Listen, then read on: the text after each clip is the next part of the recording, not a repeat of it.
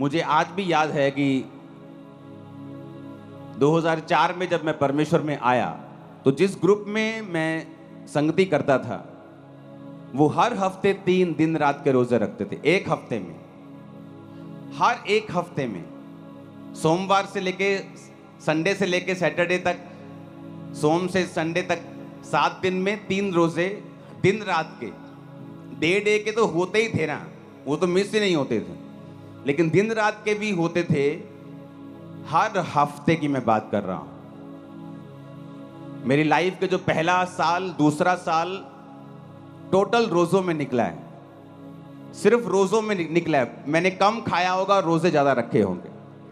मुझे ओवर रोजे रखने के कारण मेरे पेट में भी बहुत सारी प्रॉब्लम्स पैदा हो गई थी, लेकिन यीशु मसीह में की गई मेहनत कभी व्यर्थ नहीं जाती। तो परमेश्वर ने वो सारा कुछ कवर भी कर दिया, लेकिन जो सामर्थ का नींव, जो फाउंडेशन 2004 और 5 में पड़ी थी, उसका असर आज दुनिया देख रही। बाइबल का वचन इतना क्लियर और सख्त है और इतना शानदार है कि क्या कहने, मैं आपको बताता हूं। वचन कहता है कि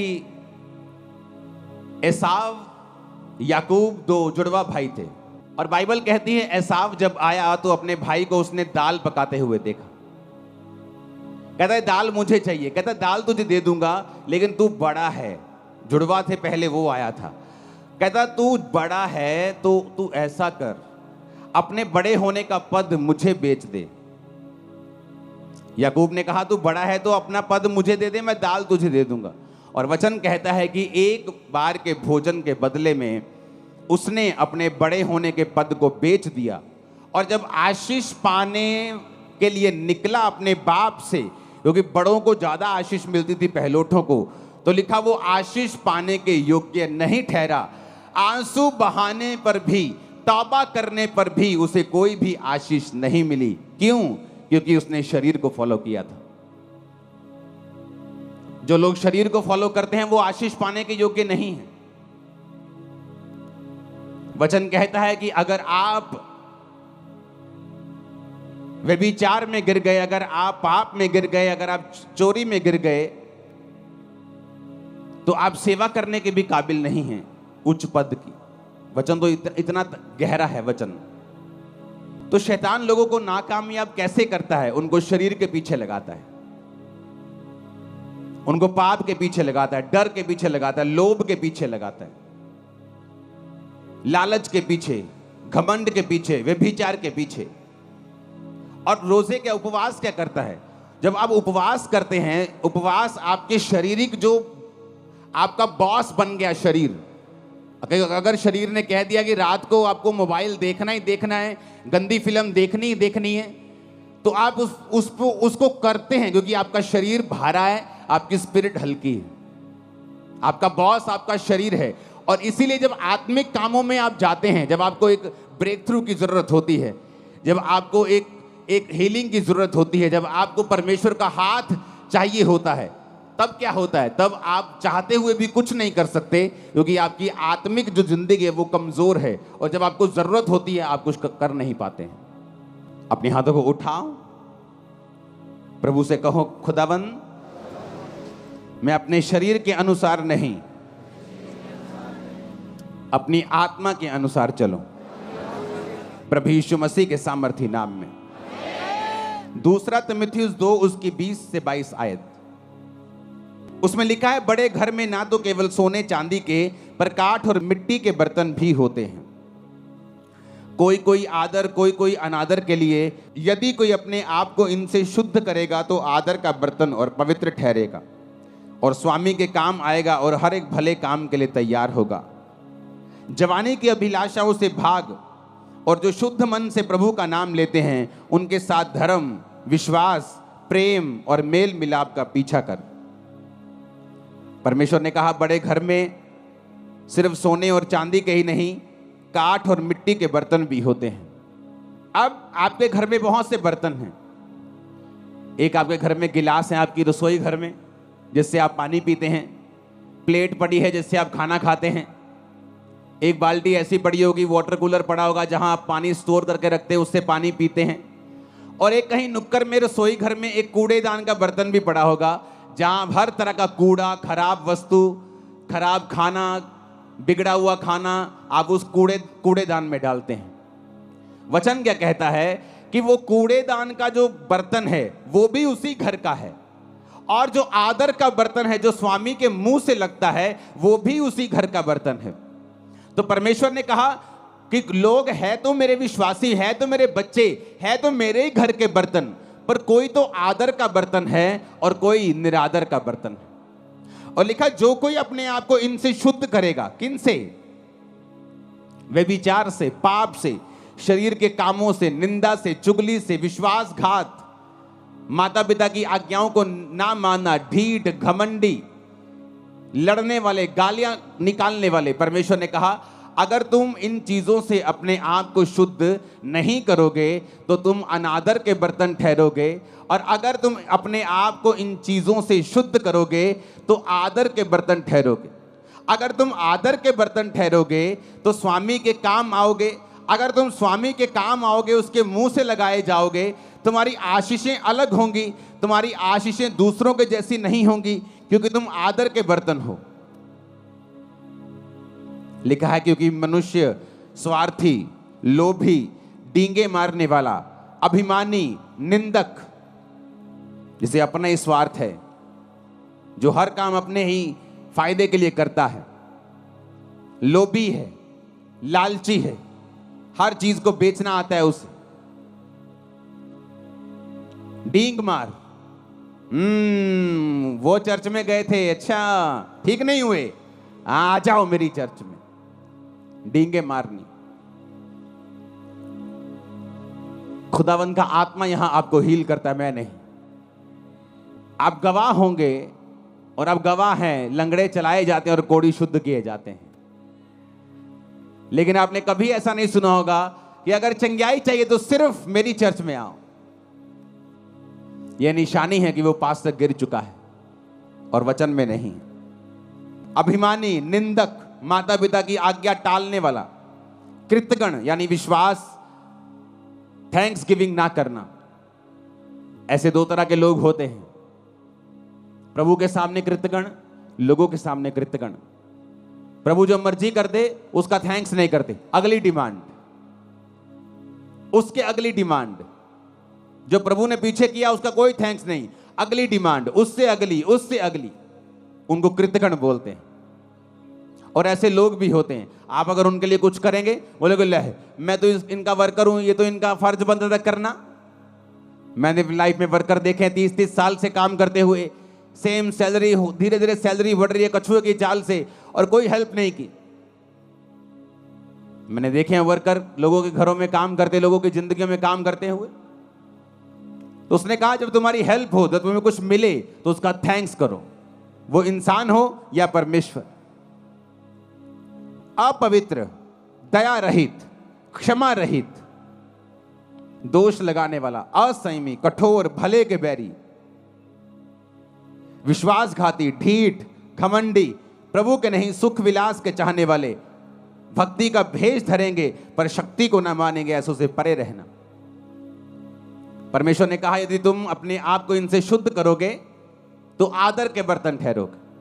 पौलुस को देखो, कई बार हम दुखों से निराश हो जाते हैं कि परमेश्वर ये दुख क्यों आया, ये दुख क्यों है। 2004, 5, 2006, 2007, 8, 9 तक, 10 तक मैं हमेशा परमेश्वर के सामने कंप्लेंट ही करता रहता था, खुदावंद ये मेरी लाइफ में प्रॉब्लम क्यों नहीं जा रही, सेवा में आने के बाद भी ये दिक्कत क्यों नहीं खत्म हो रही, ये मेरी लाइफ से क्यों नहीं जा रहा, ये संघर्ष खत्म क्यों नहीं हो रहा।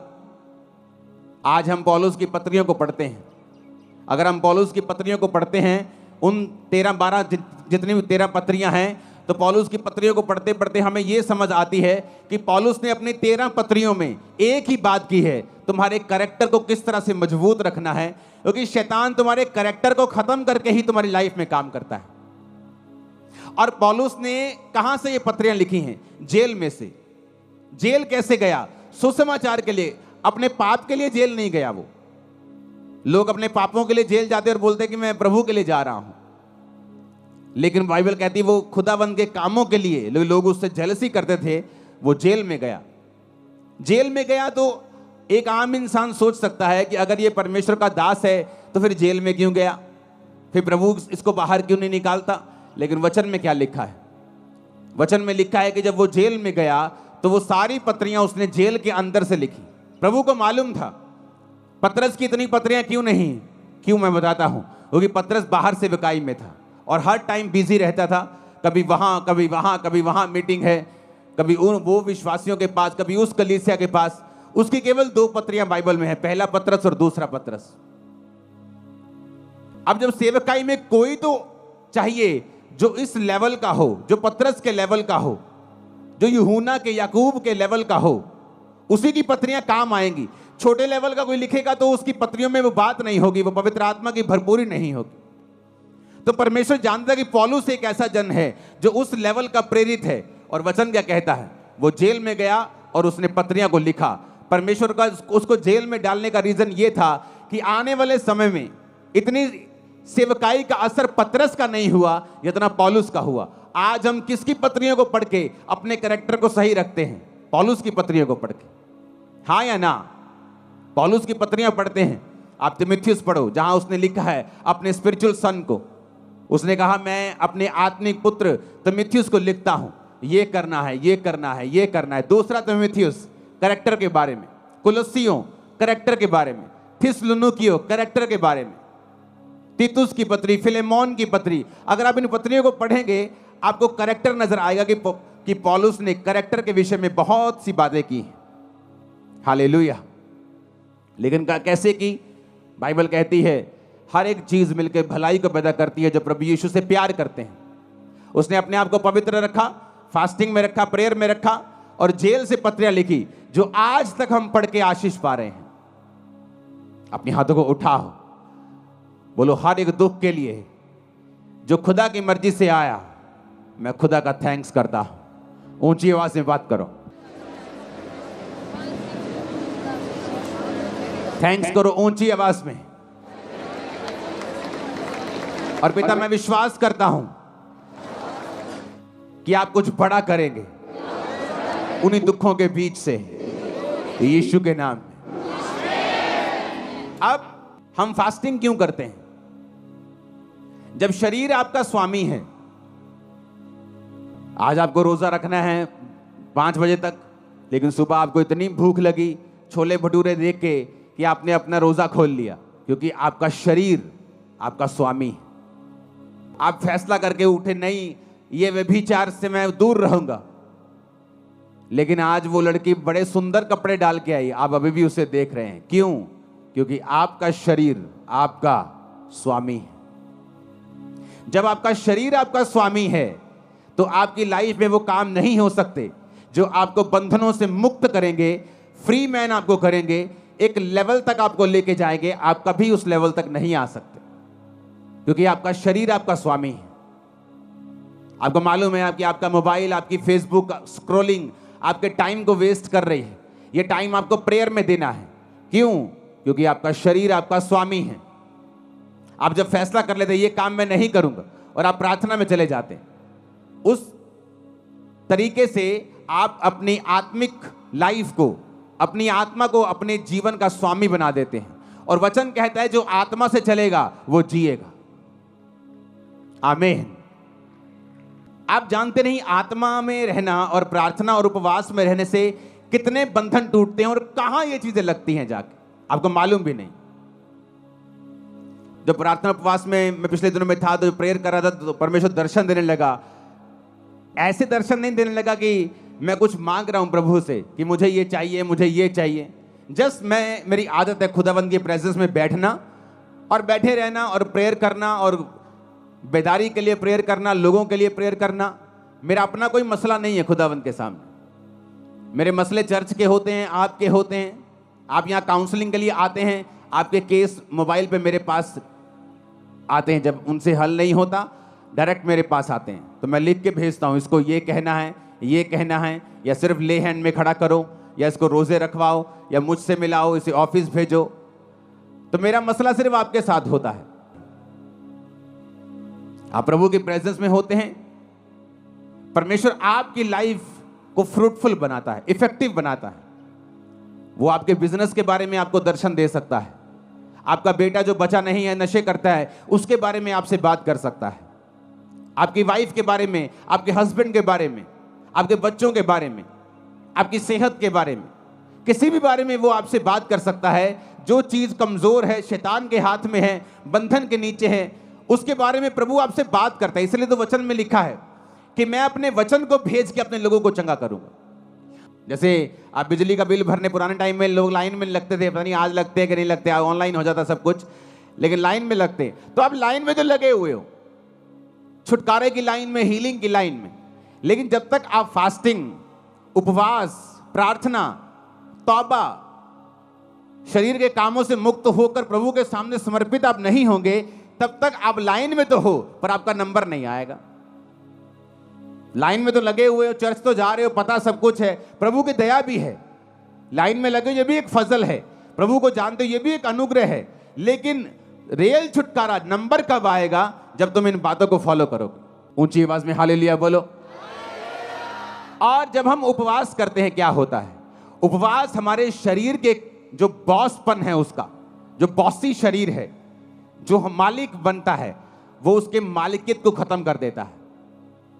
जो शरीर का प्रभाव है, पाप का प्रभाव है, गंदगी का प्रभाव है, नेगेटिविटी का प्रभाव है। मुझे आज भी याद है 2004 में जब मैं परमेश्वर में आया तो शैतान मेरे पे अटैक करता था बहुत। वचन जानने के बाद भी, प्रार्थना करने के बाद भी, सिर्फ 1 2 3 4 महीने ऐसा हुआ मेरे साथ। तो जब वो अटैक करता था मेरे पे कभी कभी, तो पवित्र आत्मा मुझे पता क्या बोलता था? मुंह से बोल। मैंने फास्टिंग स्टार्ट कर दी। खाना 6 बजे खाया है, शाम को 7 बजे, 10 बजे है रात के अभी, लेकिन मेरे मुंह से निकलता, मैंने मेरी अभी से फास्टिंग स्टार्ट। जब मैं मुंह से निकालता था, प्रार्थना में बैठता था, शैतान के अटैक कम होने लगते थे। सिर्फ मुंह से निकाला, फास्टिंग स्टार्ट है। मैं फास्टिंग से, प्रेयर से, उपवास से शैतान के ऊपर मैंने फतह पाई। जब आप फास्टिंग करते हैं, आपका जो शरीर बॉस है, उसकी जो मालिकियत है, बॉसीपन है, वो खत्म होता है। वो कम शरीर जो है, उसकी जो इच्छाएं हैं, वो आप देखना फास्ट रख के, खासकर जो लोग दिन रात के फास्ट में, दिन के फास्ट में ये इतना प्रभावित नहीं होता। मैं आपको बता रहा हूं, फायदा होगा, उसका फायदा होगा। प्रभु आपकी प्रेयर को सुनेगा, फास्टिंग कबूल होगी। लेकिन दिन रात के जो फास्ट हैं, ये एक अलग लेवल के फास्ट है। तो जब दिन रात के फास्ट हम रखते हैं, तो आपके शरीर के अंदर से जो कब्जा किया हुआ है शैतान ने, जो बंधन है, जो बॉन्डेजेस हैं, पाप के प्रति आपका खिंचाव है, प्रभावित है आप उससे, आप कंट्रोल नहीं कर पा रहे हैं, आप दिन रात के फास्टिंग में चले जाएं। आप देखें आपकी आत्मा कैसे आपका बॉस बनती है। इसलिए वचन में क्या लिखा है? जब तुम शरीर के अनुसार चलोगे तो मरोगे। कौन सी मौत के बारे में बात कर रहा है? वो शारीरिक मौत की बात नहीं कर रहा है इसमें। वो एक ऐसी मौत की बात कर रहा है जो आज सब घरानों में काम करती है। हस्बैंड वाइफ तो हैं, लेकिन मैरिड लाइफ मरी हुई है। नाम से तो ठेकेदार है, पर बिजनेस मरा हुआ है। क्योंकि वचन कहता है जब तुम शरीर के अनुसार चलोगे तो मरोगे, पर अगर कहता आत्मा के अनुसार चलोगे तो जियोगे। हालेलुया। कि नाम से तो पास्टर हैं, पर सेवकाई मरी हुई है। कोई रिजल्ट नहीं, कोई उत्साह नहीं लोगों में, कोई अधीनगी नहीं, कोई लाइफ नहीं, कोई बोना नहीं, कोई प्रेयर नहीं। क्यों? आपको शरीर के ऊपर पास्टर को फतह पानी पड़ेगी, उसको पाप के ऊपर फतह पानी पड़ेगी, फिर वो लोगों को लीड कर सकता है। आप जब फास्टिंग करेंगे, आपके शरीर के अंदर से वो जो पाप का प्रभाव है, जो हैवीपन है, जो अट्रैक्शन है, जो लालसा है, जो तलब है, वो खत्म होती है। आपकी आत्मा आपका बॉस बनती जाती है। और एक दिन में नहीं, या एक साल में, 6 महीने में नहीं होता। ये कॉन्टिन्यू एक प्रोसेस है। जिस तरह मौसम बदलते हैं, गर्मी आती है, सर्दी आती है, बारिश आती है, आपकी आत्मा के जीवन में भी कई बार विश्वास में आप टॉप पे होते हैं, कई बार शैतान आपके विश्वास को हिला रहा होता है, मौसम आते हैं। पर जब आप कंटिन्यू फास्टिंग में और प्रेयर में रहते हैं, आप हर मौसम से निकल जाते हैं और आगे बढ़ते हैं। फिर समय आता है जो वचन में लिखा है कि फिर समय आने पर मैं तुझे फल दूंगा। समय आने पर तू फल लेके आएगा, जिस तरह वचन में लिखा है भजन संहिता 1 में कि समय आने के ऊपर तेरे पत्ते तो हरे रहेंगे क्योंकि तू नदियों के किनारे लगा हुआ है, लेकिन समय आने पर फिर फल भी आएगा, गवाहियां भी आएंगी। आमीन। ऊंचे वाला चाहिए चर्च। अपने पड़ोसी को बोलो, जो कोई अपने आप को इनसे शुद्ध करेगा वो आदर का बर्तन ठहरेगा और स्वामी के काम आएगा और हर एक भले काम के लिए तैयार होगा। आमीन। ऊंची आवाज में आमीन बोलो।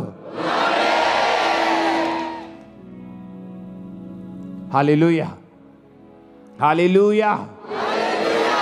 तो फास्टिंग, उपवास, मसीही जिंदगी एक डिसिप्लिन वाली जिंदगी है। अगर आप मसीही हैं और आपकी लाइफ में डिसिप्लिन नहीं है तो एक्चुअल में आप डिसाइपल नहीं, आप चेले नहीं।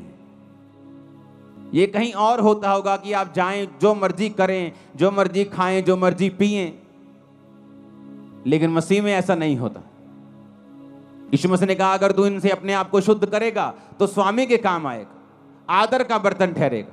क्योंकि बड़े घर में आदर के बर्तन भी होते हैं और निरादर के बर्तन भी होते हैं। तू देख अपने आप को परमेश्वर के घर का आदर का बर्तन ठहराना चाहता है या निरादर का बर्तन ठहराना चाहता है।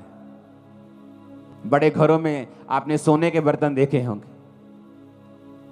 ये जी बोन चाइना का सेट लेके आए हैं जी 15,000 का। कभी कूड़ेदान लेके आए हो 20,000 का, 25 कूड़ेदान लेके आए हो कभी?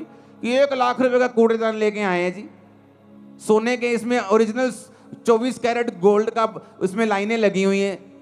आप कभी नहीं करो। आप कूड़ेदान लेके आओगे, बस मजबूत सा दे दो जी, कूड़ा डाले तो टूटे नहीं।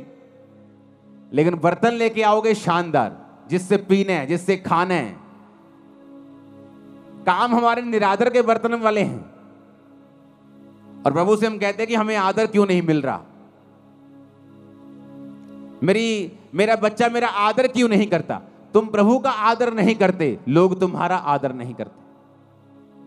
मेरी फैमिली मेरे अधीन नहीं है जी, तुम परमेश्वर के अधीन नहीं हो, इसलिए तुम्हारा परिवार तुम्हारे अधीन नहीं।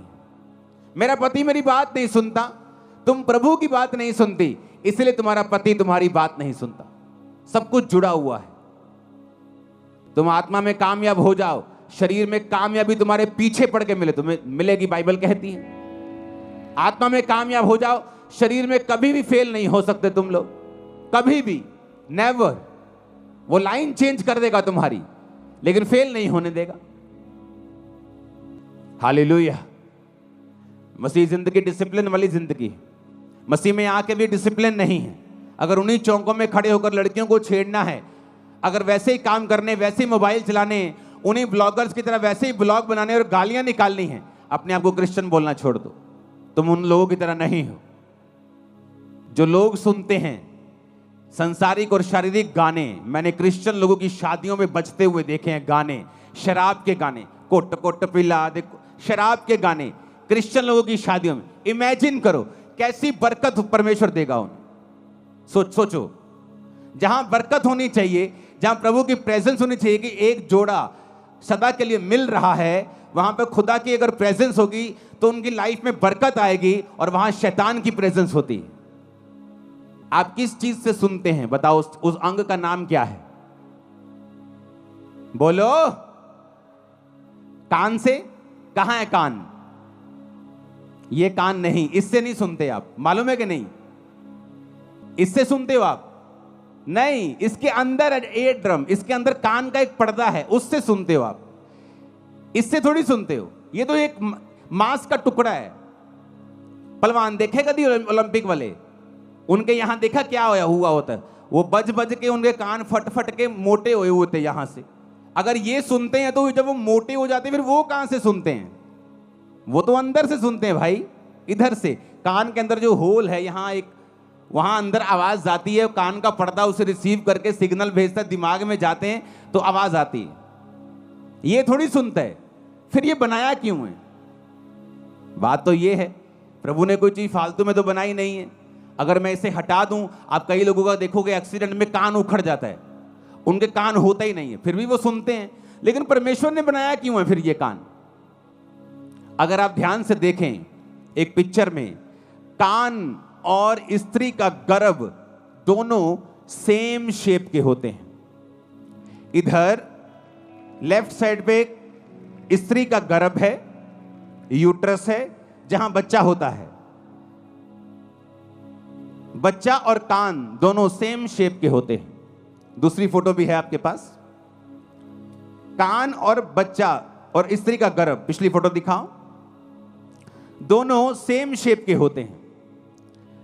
परमेश्वर ने जब कान अंदर बनाया तो परमेश्वर चाहता था कि इंसान जो है इस बात को समझे कि मैंने कान का बाहरी हिस्सा वो ऐसे भी छोड़ सकता था, यहां फ्लावर बना सकता था ऐसे सुंदर करने के लिए, लेकिन उसने गर्भ की शेप को लिया और तुम्हारे कान पे चिपका दिया। क्यों? क्योंकि परमेश्वर ने तुम्हें बहुत केयरफुली डिसाइड करने के लिए बोला है कि तुम अपनी लाइफ में क्या सुनोगे और क्या नहीं सुनोगे। क्यों? जब औरत के गर्भ में बीज जाता है तो वो बच्चा पैदा करता है, और जब परमेश्वर ने कहा तुम्हारा कान जो गर्भ की शेप का है, जब इसके अंदर बीज जाएगा, वो चाहे अच्छा बीज हो चाहे बुरा बीज हो। एक चोर का जब शादी होता है तो उसके भी बच्चा होता है। एक जादू टोना तांत्रिक, एक बंदों को मारने वाला एक कातल, जब वो भी शादी करता है तो बच्चा पैदा होता है। एक धर्मी जब शादी करता है तो भी बच्चा पैदा होता है। तो बच्चा अच्छा है या बुरा है, ये निर्भर करता है कि कौन उसे पैदा कर रहा है। परमेश्वर ने तुम्हारे कान को गर्भ के जैसा इसलिए बनाया है कि परमेश्वर कहता है कि कान के अंदर क्या डलेगा, अच्छा या बुरा, ये तुम डिसाइड करोगे। जैसा तुम डालोगे तुम्हारी जिंदगी का फल वैसा ही होगा, अच्छा या बुरा। अब तुमने गाने डालने हैं, शराब के गाने डालने हैं, वो गाने डालने जिससे बीपी बढ़ जाता है, तुम शारीरिक जोश में आ जाते हो, वट देंगे टोक देंगे, तुम्हारा वो भला करने वाले नहीं। मैं खड़दा, मैं जानदा, मैं आंदा, वो तुम्हारा भला करने वाले नहीं है। इसलिए प्रभु ने कहा ध्यान से देखो कि क्या सुनते हो। जब मैं चर्च में से वापस आया करता था तो मेरी आदत थी हिंदी गाने सुनने की, तो हिंदी गाने में सुनता था। और एक दिन पवित्र आत्मा ने मुझे प्रेरित किया, तो मैंने अपने भाई से, क्रिश्चियन भाई से पूछा, मैंने कहा क्या बेनीहीन गाने सुनता है? जैसे मैं हिंदी गाने सुनता हूं, बेनीहीन भी इंग्लिश गाने सुनता है फिल्मों के? कहता नहीं यार, वो नहीं सुनता होगा। मैंने कहा अगर वो नहीं सुनता होगा तो मुझे भी नहीं सुनने चाहिए। अगर मुझे प्रभु में बढ़ना है तो हिंदी गाने सुनता हूं तो मुझे मेरे अंदर वही फीलिंग्स आती हैं। तो अगर वो भी फीलिंग्स आएंगी, चर्च जब मैं जाके सॉन्ग प्रभु का सुनता हूं तो वो आत्मा वाली फीलिंग आती है, तो मैं अपने शरीर को दो चीजों से भर नहीं सकता हूं। एक ही सोते से खारा और मीठा दोनों पानी तो नहीं निकल सकते, तो चुनाव करना पड़ेगा। उस दिन से कैसेट्स होती थी, तब सारी फेंक दी थी, कोई गाना नहीं सुनना। और पवित्र आत्मा कैसे भरता है? जब मैं सॉन्ग सुनता था, ये सुखविंदर साथ होता था सॉन्ग 2004 से 5 से, जब गीत गाते थे, सॉन्ग सुनते थे, तो वो सॉन्ग सारा हफ्ता दिमाग में बजता था जब तक अगली मीटिंग नहीं आती थी। 3-4 दिन वो सॉन्ग बजी जाना आत्मा में, जब तक कोई और सॉन्ग नहीं सुन लेना। तो उस वजह से पवित्र आत्मा से हम भरपूर रहते थे, सब लोग जितने इस नियम के ऊपर चलते थे। तो परमेश्वर ने कान क्यों बनाया, उस फोटो को देखेंगे। परमेश्वर ने कान गर्भ के जैसा क्यों दिया है, जबकि जो सुनने वाली चीज है वो तो अंदर है, कान का पर्दा तो अंदर है। लोग बोलते जी मेरे थप्पड़ मारा किसी ने, कान का पर्दा फट गया, अब सुनता नहीं। अगर इस कान से सुना जाता तो ये फटता तो कान नहीं सुनता, पर अंदर का पर्दा फटता है तो कान नहीं सुनता। क्योंकि ये परमेश्वर ने गर्भ के जैसा बनाया है, ताकि जो कुछ तुम अंदर लोगे, गाने, गालियां, संसारिक चीजें, किस दोस्त के साथ आप बैठ रहे हो, ऐसा दोस्त जो आपके साथ जब बैठता है, जब आप उठते हैं तो आपका विश्वास कम हुआ होता है, वो आपके अंदर नेगेटिव चीजें डालता है। ओ ठीक है चर्च, ओ कदी कदी चल जाया कर, उन लोगों ने भी बना के रखनी है, ओ ले एक चर्च है जी सारे लोगों को वखरा ही कर देती है, और आप थोड़ी आप क्या सुनते हैं मायने रखता है। आप अगर नेगेटिव सुनेंगे और उस नेगेटिव को कैंसिल नहीं करेंगे, आपने मान लिया कुछ नेगेटिव सुना और आपको मालूम नहीं है कि उसे कैंसिल करना है, उसे रिजेक्ट करना है, ऐसे लोगों के पास नेक्स्ट टाइम मत बैठें जहां बैठने पर आपका विश्वास कमजोर होता है। अगर वो रिश्तेदार है, त्याग दें कुछ सालों के लिए, उसे कुछ महीनों के लिए त्याग दें। वो दोस्त जो मैंने 2007-8 में त्याग दिए, 15-16 साल बाद मुझे मिलते हैं आज, लेकिन आज मेरी बातों का असर उन पे होता है, उनकी बातों का असर मेरे पे नहीं होता। क्यों? एक समय था अगर क्रिश्चियन होने के बाद भी अगर मैं उनके साथ रहता तो हो सकता उनकी बातों का असर मुझ पे होता। जब मैंने अपनी 10th को कंप्लीट किया था तो मेरे कई नए दोस्त स्कूल से बाहर बने थे, और उसमें से एक दोस्त मेरा ऐसा था जिसका मेरे ऊपर बहुत प्रभाव था। मोस्टली मेरा प्रभाव मेरी टीम पर, मेरे लोगों पर होता था, लेकिन एक दोस्त ऐसा था जिसका प्रभाव मुझ पे होता था, जो मुझे प्रभावी लगता था। अगर वो मेरी लाइफ में होता क्रिश्चियन बनने के दौरान, मैं आपको बता देता हूं, अगर वो मुझसे कहता तो हो सकता मेरा विश्वास वो ना होता। क्योंकि मसीह में आने के बाद बहुत सी दिक्कतें मुझे हुई, मेरी फैमिली ने मुझे त्यागा, छोड़ा, लोगों ने मुझे डांटा, रिश्तेदारों ने मेरी डांट लगाई, मुझे मेंटली बहुत सा डिस्टर्बेंस पैदा करने की मेरी लाइफ में कोशिश हुई। शैतान ने डिस्टर्ब अलग किया, बीमारियों ने अलग किया, लोगों ने अलग किया। पर मसीह में आने के कुछ महीने पहले ही वो दोस्त को परमेश्वर ने मेरी लाइफ से दूर कर दिया था, और अब तब मुझे मालूम हुआ कि इतनी स्टूपिड सी चीज के ऊपर हम कभी भी अलग नहीं हो सकते थे, लेकिन हम हुए। लेकिन कुछ साल पहले हमारा फिर मेल मिलाप हुआ। आज मेरी बातों का असर उस पर होता है, उसकी एक भी बात का असर मेरे पे नहीं होता। टाइम होता है, एक समय होता है, खुदावंद आपकी बोलता है सहेली छोड़ दे मेरी बेटी, अपने दोस्त को मेरे बेटे छोड़ दे, अपने इस रिश्तेदार को छोड़ दे, कुछ साल के लिए अलग हो जा, अपनी लाइफ बना, अपना कैरियर बना। अरे यूपीएससी एग्जाम में भी, संसारिक सफलता लेने के लिए भी बच्चे जो हैं कुछ देर के लिए अलग हो जाते हैं। माता पिता अपने शहर को छोड़ के बच्चों के साथ दिल्ली चले जाते हैं एग्जाम की तैयारी करने के लिए। एक संसारिक आदमी को मालूम है संसारिक दृष्टि में कामयाब होने के लिए हमें त्याग करना पड़ेगा, और आत्मिक लोग इतने मूर्ख और इतने अंधे और इतने बहरे और गूंगे हैं कि वो त्याग करने के लिए बिल्कुल तैयार नहीं। उन्हें लगता है कोई त्याग करने की जरूरत नहीं, घर में बार बनाओ कोई प्रॉब्लम नहीं, घर में शराब पियो कोई प्रॉब्लम नहीं, कैसी भी संगति करो कोई प्रॉब्लम नहीं, कहीं भी जाओ कोई प्रॉब्लम नहीं, चर्च भी जाओ उधर भी जाओ, जब उनका प्रोग्राम आता है उस धर्म का आता है उधर भी जाओ, सब जगह जाओ। इसीलिए तो आप यहां बैठे हो जहां आपको नहीं होना चाहिए, कि 10 साल से नाम ठेकेदार है लेकिन ठेका कोई नहीं है आपको। आप वहां बैठे हो जहां आपको नहीं होना चाहिए। आपको फलवंत होना चाहिए था, बढ़ना चाहिए था। बढ़े क्यों नहीं? क्योंकि क्रिश्चियन व्यक्ति के बारे में बाइबल कहती है कि नमक का स्वाद अगर बिगड़ गया तो वो किसी काम का नहीं। दूसरा बंदा पापी हो सकता है शारीरिक रीति से कामयाब हो जाए, लेकिन क्रिश्चियन अगर खुदा से दूर होगा तो धक्के खाएगा और पैरों के नीचे आएगा, वचन कहता है, क्योंकि तुम सच्चाई को जानते हो। तुम्हारा न्याय अलग रीति से होता है।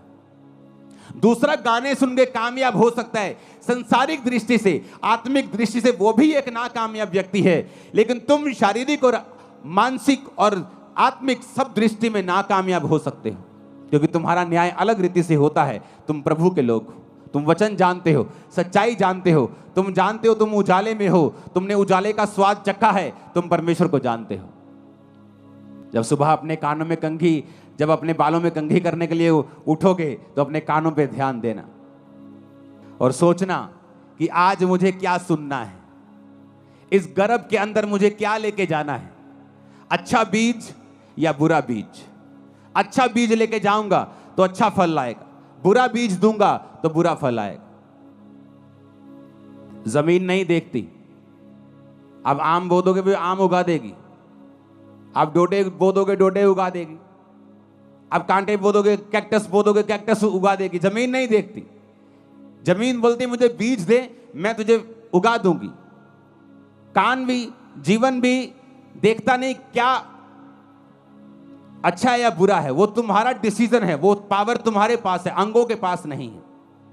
जमीन के पास उगाने की पावर है, तुम्हारे अंदर उगाने की पावर है, लेकिन उगाना क्या है ये तुम्हारे ऊपर निर्भर करता है। ऊंची आवाज में हालेलुया बोलो, ऊंची आवाज में फिर से हालेलुया बोलो। बाइबल कहती अवसर को बहुमूल्य समझो और देखो तुम्हारे अंदर क्या जाना चाहिए, अच्छा या बुरा। अपने हाथों को उठाओ। परमेश्वर के गहरे वेदों को परमेश्वर के दास के द्वारा जानने के लिए और ऐसी और नई वीडियोस को देखने के लिए हमारे YouTube चैनल को सब्सक्राइब करें और साथ में बेल आइकन को प्रेस करें ताकि ऐसी और नई वीडियोस की नोटिफिकेशन सबसे पहले आप तक पहुंच सके। जुड़े रहें परमेश्वर की हजूरी के साथ। God bless.